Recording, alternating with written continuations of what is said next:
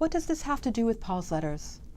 The texts of the New Testament, crafted from 49 or 50 to about 120 CE, are soaked in the history we just reviewed. Those who received the letters of Paul, those who produced the Gospels, had some awareness of the succession of empires. They knew themselves to be living now under Roman rule, and they thought about their place within this history.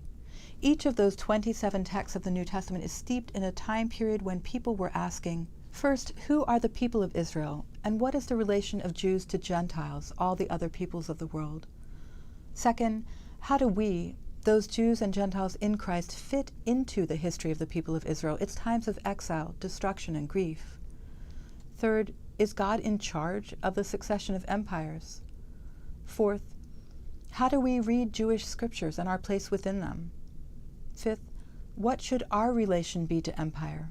The majority of New Testament texts are written in the 20 years before and the 30 years after the destruction of the Second Temple.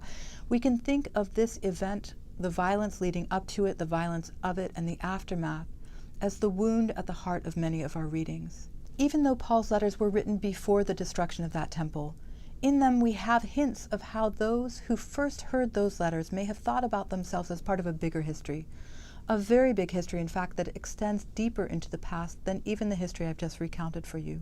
If we look at the letter to the Corinthians, we realize that Paul is likely speaking to a majority Gentile audience, that is, not to Jews. He writes in 1 Corinthians 12:2, "You know that when you were the ethne, the nations, you were led astray toward voiceless idols." We already know that Paul spoke to ecclesiae, assemblies in urban centers, to communities that were interested in Judaism and attracted to its message and practices. Likely the majority of these people were Gentiles. The term Gentiles comes from the Latin gens. In the original Greek in which Paul was writing, the term is ethne, from which we get cognates like ethnicity. Paul and other Jews were struggling with a fact and with a question. The Jews were God's chosen people. God had made a covenant with the Jews. That's the fact. But the question is this: how could a good God exclude all other people from the covenant, from being God's people?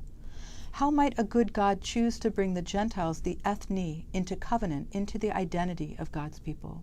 In another passage in 1 Corinthians, Paul also indicates that this community of Gentiles understood itself to be part of the history of Israel, in fact, to share its patrimony quite literally, to be its children.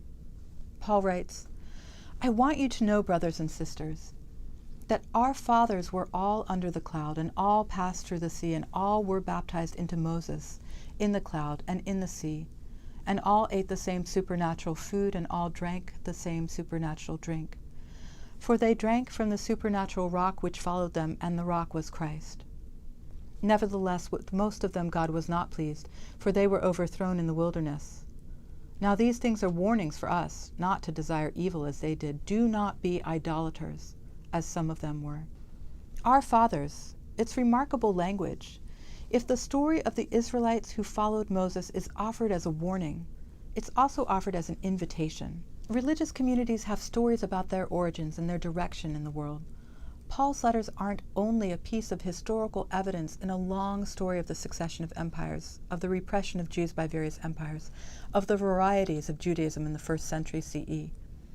His letters are also an opportunity to read about the narratives, the stories, the histories that are being crafted by earliest communities in Christ, communities that want to see themselves as part of the story of the people of Israel. So we can end with some of the questions that the book of Daniel and Polybius' histories first provoked for us. What narratives do communities use to talk about themselves? What stories of the past do they, or do we use? How is history useful?